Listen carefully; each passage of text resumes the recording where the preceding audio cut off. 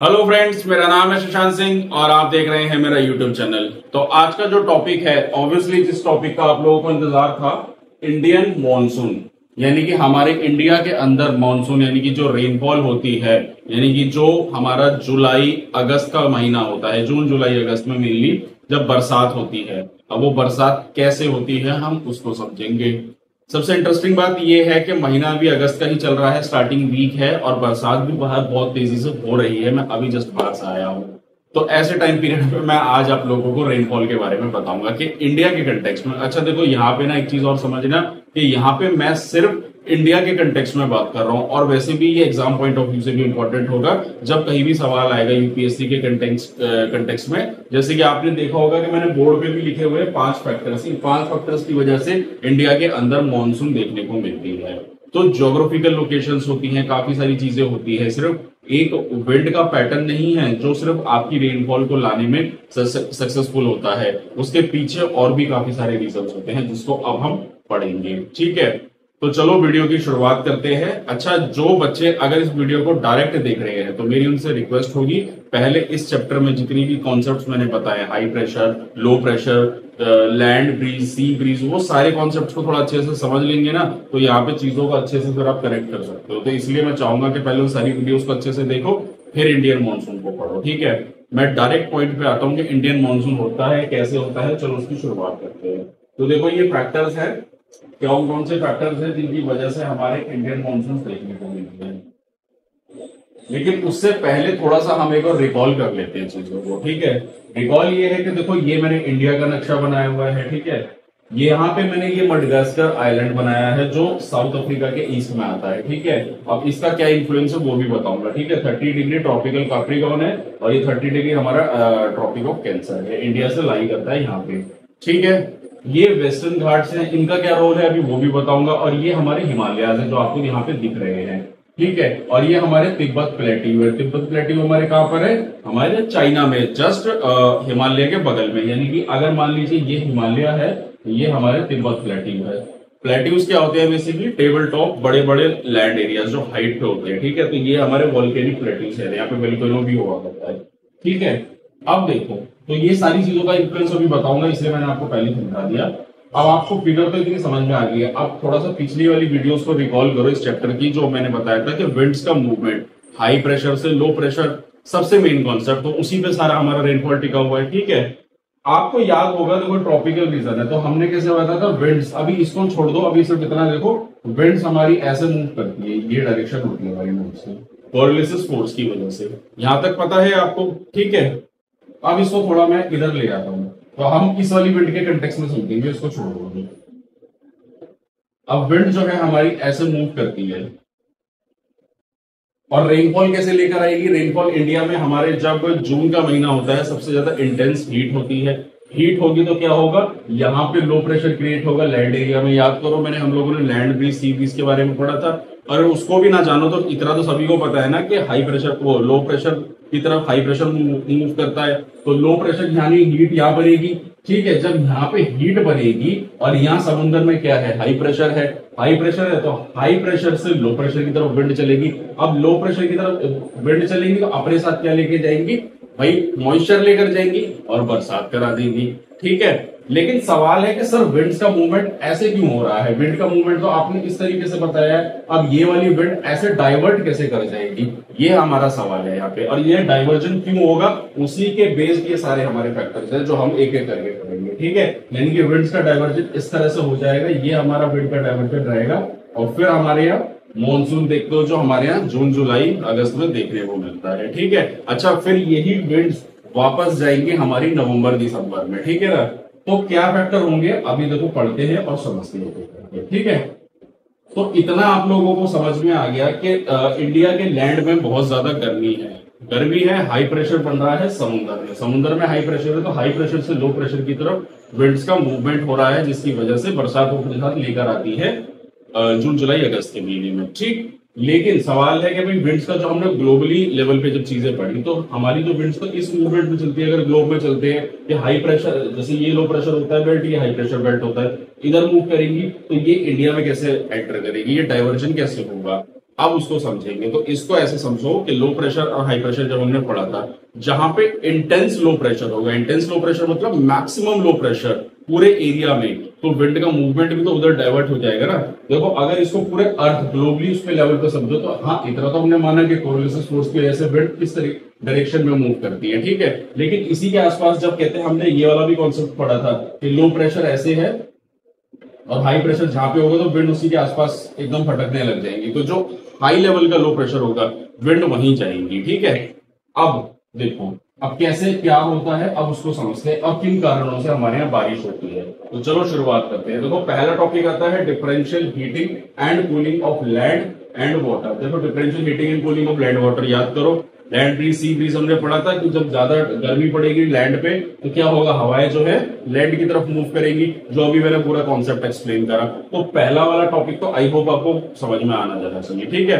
अब दूसरे वाले में आते तो इसको ना एक एक करके लिखते चले जाते। तो देखो पहला हो गया हमारा लो प्रेशर, इसकी वजह से क्रिएट हो गया, यानी कि गर्मी पड़ रही है। अब गर्मी क्यों पड़ रही है, देखो the shift of the position of ITCZ. ITCZ मैंने आप लोगों को बताया था क्या होता है, इंटर ट्रॉपिकल कन्वर्जन जोन। इसको थोड़ा समझा देता हूं। देखो इसको ग्लोब पे आते समझना, जैसे ये ग्लोब है हमारा, ठीक है, ये हमारा इक्वेटर है। तो कहने का मतलब ये होता है सनरेज हमारी कैसे पड़ रही है, अगर ये सनरेज है हमारी सूरज की किरणें, तो डायरेक्ट हमारी कहां पड़ती है, इक्वेटर पे पड़ती है। इतना पता है आपको, इक्वेटर पे डायरेक्ट हीट पड़ेगी। डायरेक्ट हीट पड़ेगी तो सबसे ज्यादा लो प्रेशर यानी सबसे ज्यादा इंटेंस हीट कहाँ होगी, इसी एरिया में होगी। तो इक्वेटर के 5 डिग्री थोड़ा ऊपर और 5 डिग्री नीचे, ये जो बेल्ट बन के तैयार होती है ना, इसी को आईटीसीजेड कहते हैं, यानी कि सबसे ज्यादा इंटेंस हीट, ठीक है। अब इंडिया कहाँ है, यहाँ आईटीसीजेड यहाँ होना चाहिए, लेकिन आईटीसीजेड जो है इसके पास शिफ्ट हो जाता है, ट्रॉपिकल और कैंसर के पास। सवाल है क्यों। अब देखो हमारी अर्थ है, हमारी अर्थ में भी तो सर्कुलेशन है ना, मतलब हमारी अर्थ ऐसे है, ये फेज है मेरा, हमारी अर्थ ऐसे है, ठीक है। इंटेंस हीट जो है हमारी कहां पे पड़ेगी, अभी सन इस तरीके से आएगा, तो जब सन ऐसे गोल गोल घूमेगा उससे क्या होगा, अब ये नॉर्थ इंडिया पास हो गया तो ये टिल्ट हो जाएगा। यानी कहने का मतलब जो है कि हमारा जो आईटीसीजेड है, यानी कि जो इक्वेटर के पास रहता है, वो हमेशा यहां नहीं रहेगा, वो ऊपर नीचे शिफ्ट होता रहता है। क्यों, क्योंकि इसकी वजह से ये है हमारी अर्थ जो है वो ऐसे टिल्ट होती है। अब सनरेज ऐसे आ रही है, अब सोचो ये नॉर्थ इंडिया है, ये साउथ इंडिया है, तो अभी क्या हो गया, नॉर्थ इंडिया दूर हो गया ना हमारा, अभी साउथ इंडिया पास हो गया, तो सनरेज पहले जो हमारी कहां थी, नॉर्थ इंडिया दूर हो गया, तो सनरेज हमारी नीचे की तरफ आ गई है, ठीक है। अब यही सनरेज जब ऐसे होगा, अब क्या होगा, ये वाला एरिया हमारा ऊपर हो गया, तो ये सनरेज ऊपर डायरेक्ट इंसुलेशन हो जाएगा। तो जो सोलर इंसुलेशन है जो यहाँ पे था वो हमारा ऊपर शिफ्ट हो जाता है, और यहाँ पे हमारा बन जाएगा आईटीसीजेड। तो एक तो इंटेंस हीट जो नॉर्मल गर्मी हो रही है, ऊपर से आईटीसीजेड वाला लो प्रेशर, तो उससे ये स्ट्रॉन्ग लो प्रेशर क्रिएट हो गया है यहाँ पे, ठीक है। देखते हो ना जून में कितनी भीषण गर्मी देखने को मिलती है, मई जून में कितना ज्यादा गर्मी होती है, वो इसी की वजह से होती है, ठीक है। आगे बढ़ते हैं, अगला आता है the presence of high pressure area east of Madagascar. अब ये बड़ा इंटरेस्टिंग है। देखो मडगास्कर जो है अफ्रीका के ईस्ट में आता है, ठीक है, एक छोटा सा आइलैंड है, ठीक। यहाँ पे क्या होता है, देखो अभी जैसे अभी पीछे वाली बात पे आते हैं, आईटीसीजेड हमारा ऊपर शिफ्ट हो गया है, आईटीसीजेड ऊपर हो गया तो इस एरिया में, इसके नीचे यहाँ पे अंटार्कटिका वगैरह आ जाएगा, तो यानी ये एरिया थोड़ा ठंडी विंड चलेंगी, यहाँ पे ठंडा हो गया है अभी, ठीक है ना। अब यहाँ पे ठंडा हो गया, मतलब इसको ऐसे समझो कि हमारी जो अर्थ है, अगर हमारे यहाँ गर्मी पड़ रही है तो वहां पे थोड़ी आपको ठंड देखने को मिलेगी, ठीक है। और जब साउथ इंडिया में गर्मी पड़ती है तो हमारे यहाँ पे ठंड देखने को मिलेगी। अब इसका सबसे अच्छा एग्जांपल है ऑस्ट्रेलिया का एग्जांपल ले लो। ऑस्ट्रेलिया में जब क्रिसमस होता है तो वहां पे गर्मी पड़ती है, और हमारे यहाँ ऑस्ट्रेलिया, हमारे यहाँ इंडिया में जब क्रिसमस होता है तो ठंड पड़ती है, ठीक, वो इसी वजह से होता है। अब मडगास्कर में क्या हो रहा है, यहाँ पे भी इंटेंस हाई प्रेशर क्रिएट हो रहा है इसके समुद्र के पास। क्यों क्रिएट हो रहा है, क्योंकि बताया ना मैंने अभी आपको, यहाँ पे ठंडा इलाका है, ठंडी हवाएं चल रही है, क्योंकि आईटीसीजेड ऊपर शिफ्ट हो गया है, तो इस वजह से हाई प्रेशर जो है मडगास्कर के पास भी होता है, तो वो भी इंडियन मॉनसून की तरफ अट्रैक्ट करता है, ठीक है। लो प्रेशर उसी से पास पड़ेगा ना तो वो अट्रैक्ट करेगा, यानी कि इन विंड्स को और ज्यादा बढ़ावा दे देता है, लो प्रेशर की तरफ मूव करेगा। तो आपको समझ में आएगा, पहला बताया, दूसरा हो गया, तीसरा, 3 पॉइंट मैंने आपको बता दिए। अब अगला आता है हमारा तिब्बतन प्लेट्यू, यानी कि तो Tibetan plateau get intensely heated. अब ये क्या है, देखो तिब्बत प्लेट्यू हमारा हिमालय है, ये हिमालय में हमारे उसके चाइना के हमारे प्लेट्यू आता है, ठीक है ना। अब क्या होता है, प्लेट्यू जो है देखो प्लेट्यू क्या है, प्लेट्यू फ्लैट एरिया है, पहाड़ के जैसा ऊंचा होता है, लेकिन प्लेट्यू और माउंटेन में क्या फर्क होता है, माउंटेन ऐसे होते हैं, प्लेट्यू ऐसे फ्लैट होते हैं, ऊपर हाइट पे गए टेबल की तरह एक खाली मैदान होता है, लैंड एरिया। ऊपर से इन्हीं प्लेट्यूज में ज्यादातर हमें क्या देखने को मिलता है, वॉल्केनोस देखने को मिलते हैं। तो इंटेंस हीट जो है यहाँ पे वो कंज्यूम करेंगे सोलर इंसुलेशन, सब जहाँ पे इंटेंस हीट करेंगे तो उससे क्या होगा कि इस वाली हीट को और बढ़ावा दे देगा। तो यानी इसको ऐसे समझो, मान लो कोई इंसान यहाँ खड़ा है, उसके पीछे एक इंसान और खड़ा है उससे भी ज्यादा पावरफुल, तो क्या होगा, या आप ऐसे सब, अब दो लोग पावरफुल है तो कोई उनको तो हरा नहीं सकता ना। तो कहने का मतलब है कि दो स्ट्रॉन्ग चीजें तो उसको अपनी तरफ अट्रैक्ट करेंगे। मतलब सोचो एक पैसे वाला आदमी खड़ा है, इसको रियल लाइफ एग्जांपल से ले लो, एक पैसे वाला आदमी खड़ा है और उसके पीछे वाला, उसके सपोर्ट में और भी ज्यादा पैसे वाला आदमी खड़ा है, तो सारे लोग उसकी तरफ और ज्यादा अट्रैक्ट करेंगे क्योंकि उसके पीछे और बड़े आदमी का सपोर्ट हो गया। ऐसे रियल लाइफ से समझो, ठीक है। तो उसी तरीके से जब प्लेट्यू उसके पीछे खड़ा है, लो प्रेशर और ज्यादा है तो और ज्यादा इंटेंस हीट यहाँ पे क्रिएट हो जाती है। तो लो प्रेशर इंडिया में और ज्यादा बढ़ गया है विंड्स को अपनी तरफ अट्रैक्ट करने के लिए, ठीक है, क्योंकि हाई प्रेशर से लो प्रेशर विंड चलेंगी। तो चौथा पॉइंट भी हो गया हमारा। अब लास्ट आता है हमारा movement of westerly jet stream. इसको बाद में बताऊंगा, कि पहले बाकी चीजों को ना एक बार रिकॉल कर देता हूं जल्दी से। तो देखो, तो चार पॉइंट मैंने आपको बताया, यहां तक समझ में आ गया कि लो प्रेशर कितना ज्यादा हाई हो गया। इतना आपको अब तक समझ में आ गया होगा कि पहला मैंने बताया कि differential heating and cooling of land and sea breeze, उसके बाद हो गया हमारा आईटीसीजेड जो सबसे ज्यादा इंपॉर्टेंट हो गया, और तीसरा हमारा मडागास्कर का हो गया, और चौथा हो गया हमारा तिब्बत प्लेट्यू, जिसकी वजह से ये जो लो प्रेशर है हमारे नदर इंडिया में, यानी आईटीसीजेड भी हमारा गंगा नदी के पास से ऐसे निकलता है, तो ये जो है बहुत ही ज्यादा इंटेंस हो चुका है, हमारा हीट सबसे ज्यादा हो चुकी है। और वो हीट आप लोग मई और जून के महीने में बहुत अच्छे से फील करते हो। देख रहे हो कितनी खतरनाक गर्म लू चलती है, लोग बीमार भी पड़ जाते हैं, ठीक। अब आते हैं हम अपने चौथे पॉइंट पे। यहां तक समझ में आ गया कि लो प्रेशर क्रिएट हो रहा है, तो ऑब्वियसली बात है आसपास की जितनी भी समुद्र की हाई प्रेशर विंड्स है वो लो प्रेशर की तरफ अब अट्रैक्ट करेंगी, ठीक है ना। लेकिन अब सिर्फ यही एक कारण नहीं बन जाता। अब ऐसा है, विंड्स तो मूव कर रही हैं, लेकिन ऑलरेडी वहां पे अगर कोई अलग से कोई विंड चल रही होगी तो वो उसको अट्रैक्ट कैसे करेगी भाई। एयर या विंड वो तभी अट्रैक्ट करेंगे जब खाली स्पेस होगा, वैक्यूम होगा। जिससे इसको थोड़ा पीछे जाओ कि जून जुलाई की जगह बल्कि दिसंबर जनवरी में चले जाओ, तब क्या होता है, तब हमारे इंडिया में ठंड पड़ रही होती है। तो ठंड किसकी वजह से पड़ रही होती है, जेट स्ट्रीम की वजह से, the movement of westerly jet stream. अब सर ये जेट स्ट्रीम क्या होता है, देखो इसमें चैप्टर में तो टॉपिक नहीं था, मैं बता देता हूँ जेट स्ट्रीम होती क्या है। देखो हम लोगों ने high pressure low pressure winds पढ़ी थी, ठीक है। हमने क्या पढ़ा था, देखो लो प्रेशर यहाँ बना, लो प्रेशर विंड ऊपर की तरफ मूव करती है, हाई प्रेशर से ऐसे ही लो प्रेशर की तरफ ऊपर मूव करी, उसके बाद सबडक्ट कर जाएगी, डाइवर्स कर जाएगी और वापस ऊपर जाके फिर वापस नीचे हाई प्रेशर में आ जाती थी, ठीक है। लेकिन जब ऊपर एयर मासेस कुछ रह जाते हैं और उसी का जो ऐसे हॉरिजॉन्टल मूवमेंट होता है, हमने हॉरिजॉन्टल और वर्टिकल विंड्स के बारे में पढ़ा था, याद होगा। तो जो हॉरिजॉन्टल इस तरीके की विंड्स होती है जो ऊपर ऊपर चलती है लैंड से, वो ठंडी हवाएं होंगी भाई, सीधी सी बात है। एयर जितना ज्यादा ऊपर उठती चली जाएगी उतनी ज्यादा ठंडी होगी, क्योंकि with increase in the height decrease in the temperature. तो ट्रोपोस्फेयर वगैरह में ऊपर की तरफ हाइट में बढ़ेगी 10 से 12 किलोमीटर की ऊपर की हाइट पे, तो वो जो हवाएं ऊपर की तरफ चलती है, ये जितनी भी विंड्स हम पढ़ रहे हैं ये सारी नीचे वाली होती है। वो जो ऊपर हाइट पे चलती है 10-12 किलोमीटर ऊपर, जिस हाइट पे एरोप्लेन भी उड़ते हैं, तो फिर क्या होगा, वो सारी ठंडी हवाएं होती है। वही ठंडी हवाएं हमारे हिमालय के साउथ में रहती है ठंड के समय में, इसलिए हमारे इंडिया में ठंड पड़ती है एक इस जेट स्ट्रीम की वजह से। पहली चीज। अब क्या होगा, जब गर्मियां आएंगी, आईटीसीजेड होगा, पूरी अर्थ आगे पीछे हो गई, तो अब क्या होगा, ये हिमालय से ये विंड नॉर्थ की तरफ चली जाएंगी। अब जब ये विंड यहाँ से चली जाएंगी, मूव शिफ्ट हो जाएंगी, और ऊपर से हिमालय ने इसको रोक दिया, तो अब क्या होगा, ये एरिया खाली हो गया, वैक्यूम बन गया, तो अब ज्यादा और ज्यादा इन एयर को बढ़ावा मिल गया इधर मूव करने का, ठीक है ना। और यही होता है movement of westerly jet stream, इसी को हम जेट स्ट्रीम कहते हैं, ठीक है। तो जब जेट स्ट्रीम यहाँ से शिफ्ट होकर हिमालय के दूसरी साइड चली जाएगी नॉर्थ में, तो अब ये एरिया खाली हो गया, तो अब इसको पूरी ताकत मिल गई है मॉनसून लाने की।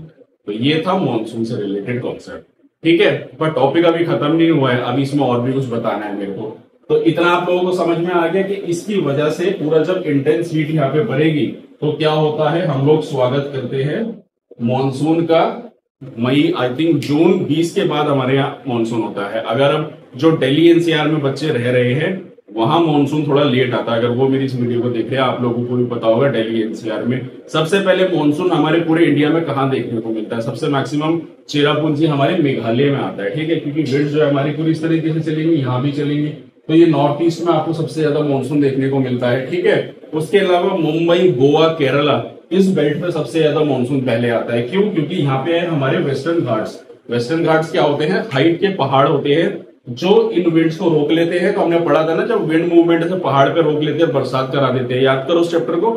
वही होता है यहाँ पे, इसलिए पहले बरसात देखने को मिलती है। तो इंडिया में इसलिए सबसे पहले बरसात का देखने को मिलती है मुंबई, गोवा में, और इधर मेघालय में इंडिया में सबसे लार्जेस्ट रेनफॉल होता है चेरापूंजी में। ठीक है, उसके बाद फिर विंड्स आगे बढ़ती हैं, तो विंड हमारे देखने को मिलता होगा। अगर आपको कोई फ्रेंड बिहार में, कैलकाटा में रह रहा होगा, वेस्ट बंगाल में रह रहा होगा, वहां आपको बारिश सुनने को सबसे ज्यादा मिलती है। ठीक है, बिहार वगैरह में देखो हर साल गंगा नदी में बाढ़ आती है। ठीक, उसके बाद अब क्या होगा? विंड यहां से गई, अब आगे आ गया हमारा हिमालय। अब हिमालय भी तो हमारा एक बहुत बड़ा बैरियर का काम करता है। तो हिमालय जो है इन विंड्स को आगे नहीं जाने देता है कि यहीं रुक जाओ। अब यहां से क्या होगा? अब यहां से विंड वापस इधर मूव करेगी, क्योंकि विंड की डायरेक्शन तो हमारी यही होती थी। समझ में आ गया? तो विंड की डायरेक्शन ये होगी, तो यही मूव करेगी। तो अब हमारी यूपी, ईस्टर्न यूपी से और बिहार से हमारी विंड जो है फिर दिल्ली की तरफ एंटर करती है, और दिल्ली, हरियाणा, पंजाब सब जगह बारिश देखने को मिलती है। और फिर जाते जाते जाते जाते फिर जो वो राजस्थान में पूरा वेस्टर्न बेल्ट पे आता है, तब तक पानी उसका खत्म ही हो जाता है, यानी कि पानी उस पर बसता ही नहीं हवा में। तो इसीलिए वेस्टर्न मतलब राजस्थान की तरफ आपको कम बारिश देखने को मिलती है, क्योंकि वहां तक फिर बारिश उतना पहुंच ही नहीं पाती है। तो इंडिया का ये वेस्ट हो गया और ये ईस्ट हो गया। तो ईस्ट में सबसे ज्यादा इसलिए बारिश होती है क्योंकि विंड जो उधर की तरफ मूव करती है, फिर वहां से टिल्ट करके इधर आती है। तो ईस्टर्न एरिया में सबसे ज्यादा बारिश होती है, इसलिए नॉर्थ ईस्ट वगैरह में आप लोगों ने देखा होगा आज भी इतनी ग्रीनरी वगैरह क्यों है वहां पे। ठीक है, और उसके बाद फिर अपना दिल्ली वगैरह में एंटर करती है बारिश। तो इस तरीके से हमारे इंडिया में, यानी कि इंडियन मानसून का जो टॉपिक था मैंने आप लोगों को बताया, और इस तरीके से बारिश होती है। अब बात करूंगा एग्जाम पॉइंट ऑफ व्यू से, तो देखो क्वेश्चन आ सकता है what are the factors which influence the Indian monsoon.